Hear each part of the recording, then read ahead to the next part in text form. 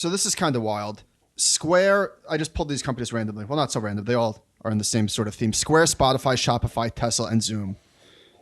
Tesla is now the biggest auto manufacturer in the world by market cap. Those 5 companies are worth $500 billion. Peloton and Slack are each worth another $17 billion. None of these companies are in the S&P 500. Now, one of the inclusionary screens is that these have to be American companies, which Spotify and Shopify are not. But there was an article about Tesla maybe being added to the S&P 500, which is kind of hilarious that it might be, they're talking about adding it now. Another inclusion that they have for meeting the index is they need to have a positive GAAP earnings over the last 12-month period and positive earnings in the most recent quarter, which Tesla has not been able to do. Have there ever been more smart people wrong about a single stock than Tesla? Is that possible? It's up 235% this year. Over the last month, it's up 60%. The last 3 months, it's up 170%.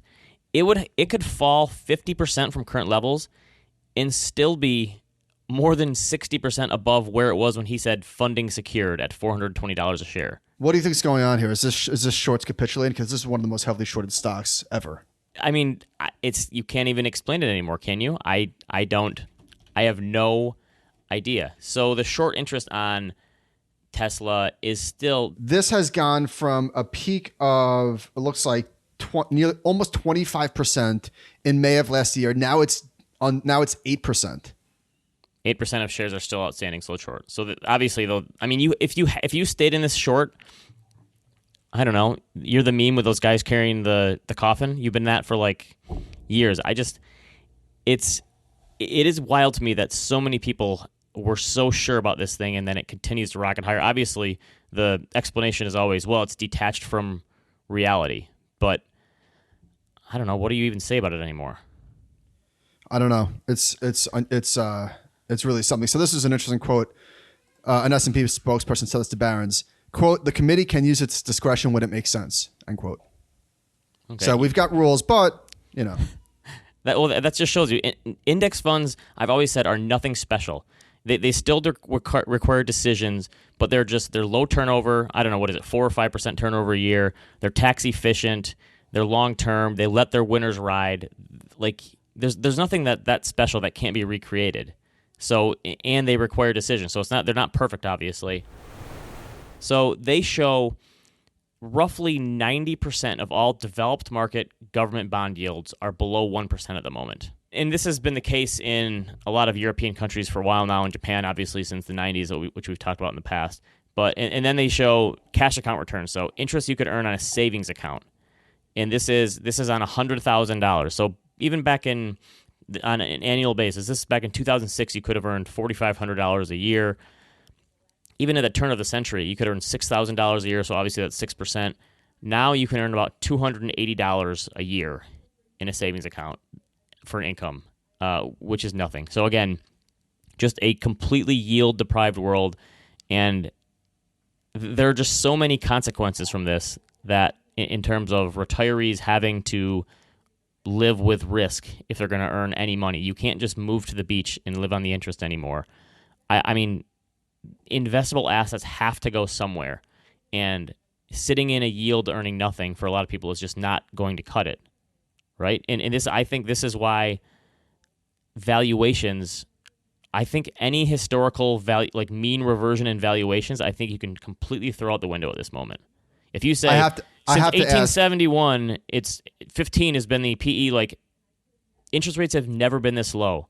And there's never been this many people involved and invested in the markets. Like in the Great Depression, there was 1% of the population invested. By the time that was over, basically no one owned stocks. By the time the Great Depression was over, I don't know, it was probably a rounding error.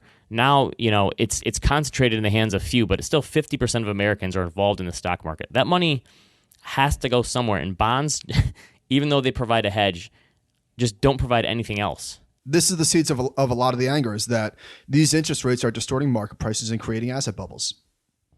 Yes, which again, I think leads to way more macro inefficiency, where we could probably see more mini booms and busts. So I think people are always expecting the next big one. I think we're going to have a lot of small ones instead, where we're going to have just huge spikes in volatility where we get a bunch of, I don't know, people are always expecting a 50 to 60% drop. Maybe we get just more 20 to 30% ones that are over a little quicker, and they just scare us like it happened this year. They show the income needed to beat inflation. We're not there, of course. And then it shows the income needed to beat education inflation and the income needed to beat medical care inflation. And that's not pretty. Right. They show the current levels. And yeah, it says you would need to basically earn 5% to get health care. And obviously we're nowhere near that. So that's showing $5,000 a year almost in healthcare costs going up, which this is not going to cover. But do you really think if the Fed waved a magic wand and said short-term interest rates are 4%, would that really make life better for people? Would that make life easier? Because obviously there would be a commensurate rise in borrowing rates as well with that. So do you think that the gains from saving would offset the losses from borrowing? Because obviously there's another side to this where people's borrowing rates are lower than they've ever been. People that have good credit scores. Absolutely. True, but even people with bad credit scores are getting much better deals than they had in the past if they can get access to financing. But the thing is, this disproportionately affects people that have the ability to borrow large sums of money. So this all ties into the inequality thing. I don't know. It's hard to play revisionist history. What if rates were 4% and instead of the market doing 15% in the last 10 years, it did 7%? Would people be happier? I don't know. People like to gripe. That's the point. If you've been in the stock market and if you had a balanced portfolio, yes, you've lost out on some bond returns and savings account returns, but you've more than made up for it in the stock market.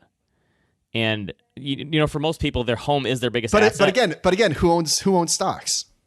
Yeah, it's disproportionately the biggest. But again, 50% of Americans are involved in the stock market. True. In some way. But I just think that that's why the home is the biggest asset for the majority of the middle class. So if they're able to finance or refinance at lower rates, that's going to give them a bigger bang for their buck too if they're able to borrow for less. Again, assuming that they are able to go through the process and get some financing. So Darren Ravello initially said Harvard announces all course instruction will be taught online for the 2020 and 2021 academic year. Tuition remains the same. Harvard later refuted that and said they think up to 40% of undergraduates will come to campus for the fall, including all first-year students. And it honestly makes sense to me that they would want all first-year students because otherwise it would be way easier to drop out if you're just taking online classes at home. They also said they're going to address gaps in students' home learning environments and identify those who need to return to campus to continue to progress academically. Students are going to be able to move out before Thanksgiving and do any exam periods and stuff from home. But here's what they're going to do. So students living on campus will be required to sign a community compact agreement to new health measures, which include mandatory video training, daily symptom attestation, viral testing every 3 days, which is going to cost them millions, I'm guessing, participation in contact tracing, and standard safety policy practices such as wearing masks and physical distancing. Students who test positive will be isolated for and cared by medical professionals at Harvard University Health Services, which is preparing quarantine accommodations for up to 250 individuals. Now, Harvard has the ability and the resources to do this. How many other colleges in the country have that ability to do that? A couple? A handful? Maybe? Somebody tweeted, if you think what Harvard's doing is outrageous, wait till you see colleges you've never heard of doing the same thing. Right. I mean, these other colleges are either going to have to completely open up or completely go online because they're not going to be able to do this middle thing which Harvard can do. So if you're a college student, what do you do? Here's my options. And I don't know, none of them are good probably. So, I mean, one of the people, and it seems like it's only rich people who went to good schools say this, just take a gap year and try to find yourself. Yeah. That's for a small percentage of the population who has parents who can allow them to do that. And yes. And honestly, if you're a kid, would you want to take a year off and work in a weird job where you potentially are more at risk? Or my thinking is, if I'm going to go through a weird situation, I'm going to want to do it with all my other people, my peers who are going through the same thing. I don't want to take a year off if people are going to be going through this weird, let's do this weird situation together. So obviously a lot of people say, well, go to community college for 2 years and then go to transfer to a bigger university after that because you could save some money, which is a great idea in theory for parents, but try explaining that to an 18-year-old kid who wants to go to a regular school, right? That's a hard sell. I think that makes a ton of sense, but it makes no sense at all because it only makes sense. It makes sense for you 20 years removed from college, but put yourself back in your shoes of a 17-year-old. You don't want to you know, you see if you grew up in a place where you see your friends going to college, you don't want to say I'm going to community college because it's going to save me money in 15 years. Like, okay, so here's how I'm getting in the mind of 20-year-old Ben. So this is 18-year-old Ben. This is 20. I would have had my 20th high school anniversary this year. So we were supposed to have it, obviously got canceled. This is what my mindset would have been. I would, if I'm taking online classes for the next year or two, I'm loading up and taking like 20 credits. And then when college opens up in 2 years, I take like 8 credits since I'm already ahead, and then I can have more time to party. Mm-hmm. How's that sound? So you take a bunch of online classes, which are probably, honestly, not going to be tested as hard and probably going to be graded easier. And then when you go back to school and things are normal, you take way fewer classes, so you have more time to goof off and party. I just solved the college crisis. Oh. That's all I got. That's all I got. I don't know. It's there are just no good options, and I think a lot of these colleges are probably going to be forced to open for financial reasons and not have as much online learning, and I don't know what happens. Sometimes you see people say like, "Oh, podcasts are the new college," or "Just listen to podcasts, just read books. It accomplishes the same thing." I think obviously that's ridiculously hyperbolic. However, that's people who say this are already successful.